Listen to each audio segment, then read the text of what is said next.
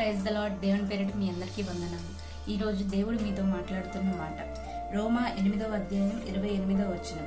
మేలు చేయుటకై సమస్తము సమకూడి జరుగుచున్నది. కొన్నిసార్లు మన జీవితాల్లో జరిగే పరిస్థితులను చూస్తే మనకి కీడుగా అనిపిస్తాయి. కొంతమంది మనకు చేసే కార్యాలను చూసి వీళ్ళేంటి నాకు ఇంత కీడు తలపెట్టాలని చూస్తున్నారని చాలా మంది కృంగిపోతూ ఉంటారు.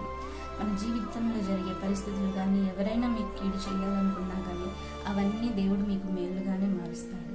ఆయన చిత్తం లేకుండా నీ జీవితంలో ఏది జరగదు.